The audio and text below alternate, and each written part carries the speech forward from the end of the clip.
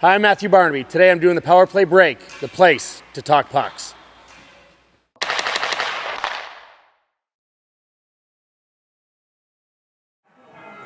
Back here on the Power Play Break with Mark Howe. Mark, you mentioned in the first segment, you played a lot of different sports growing up. You know, a lot of athletes today don't play a lot of sports. They kind of get themselves channeled into one sport. What did that do for you, just being a good athlete? I don't know. I think I would like it nowadays if most kids played more sports because you just don't know unless your heart is bringing you to one place. And my heart was always in hockey. Like I said, and I love playing golf. I love swimming. In the summers, I used to go water skiing all the time at our cottage. And I guess one way, it was kind of an old, like back in the day, nobody used to work out. Well, that was kind of your workout. You're busy doing something every day. And so, and when I water ski, you didn't just water ski. I mean, you worked it hard. We had a ski jump, and we set up slalom courses. And I'm one of those people, you work hard, you play hard. And, but yeah, I mean, but I think what happens nowadays with a lot of kids is they try to funnel you in one spot. And actually, it happened to my brother Marty right near the end, I think it was his junior year of high school. And I thought Marty was the best athlete in our high school, Southfield Lathrop, and by quite a bit too.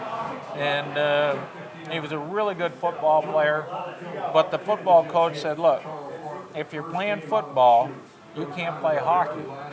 Well, you're throwing out the Gordie Howe's son. Come on. Actually, Marty quit playing hockey and went to football, but he used to try to play the hockey games when he could. And so finally it came to the day where he had a football game and a hockey game. And we were getting ready for some regional thing, and Marty decided to play hockey. Well, they kicked him off the football team. And it was sad, but that's going back to probably 1970, 71. And that was kind of the turning point where people were trying to isolate you into one sport. And I just think it's so much better for the kids to be able to do a multitude of things. And actually, I've seen a lot of kids in hockey. By the time they're 15, 16, they burn out. Yeah. And whether it be because they're doing too much in the summer, or they're just doing too much year round and not getting a chance to do other things in life. And so like I said, I was lucky I was able to do all those other things and had fun at them. When was your aha moment? I've always asked guys on the show, like, when did you start to realize, was there a game, was there a moment, was there an age that, wait a minute, I could actually maybe play hockey for a living? Like, when did you start to realize that you said, like some guys have said to me, I came back a year later and I was 2 strides ahead, or I was just dominating and I wasn't even trying. All of a sudden my game just went to a whole other level. I don't know. It may sound strange. I always thought I had a chance, and I loved it. And it's just like it's something I'm going to do. And I was always a very good skater. And but I did it come natural to you? Yeah, it did. But it's all. I mean, it's natural, but at the same point, like if somebody came to me today and they said, okay, you have to go and practice for 8 hours to stay on the ice, I'd say, you're nuts. It's not happening. But back in the day, I'd be on the ice for 8 hours at the Olympia by myself, and I'd be skating and shooting. And the reason I developed a real good wrist shot was that's all I did. I would just sit and snap pucks all day long, and and doing it in the driveway. But I would say by the time I was 13, and as I referred to earlier, when I was 14, when you're 14 and you're playing against half the league, 19-year-old kids, and they're the best 19-year-old kids other than being in the Ontario Hockey League at the time in all of Ontario. It's not. I mean, John Van Boxmeer got drafted. There was a guy, Bowman. And you guys were pretty good players. They played in the NHL. I was way ahead of them, and I was 14 years old. So that's kind of when, and at the time, people in hockey started to come to my mother. And they were saying, like, your son's a real good player.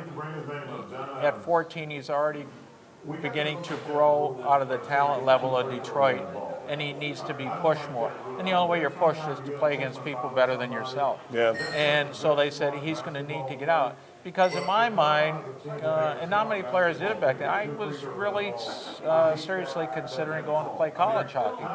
I remember I went out to University of Denver. I went to up to Michigan State. I went to Michigan, and I went and looked around the schools. But I still had 3 years left of schooling before I could get to that level.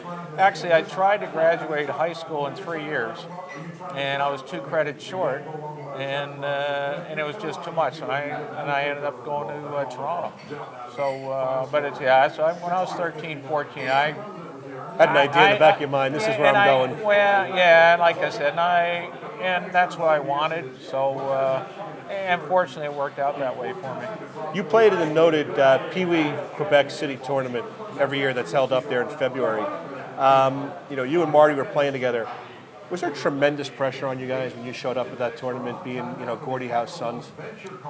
I thought there was, but it was part of.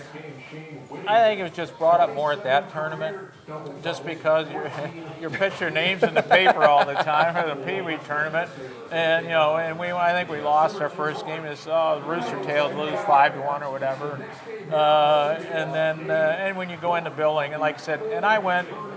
I think most Pee Wee kids are around 10 or 11. I went there as like a 7 or 8 year old.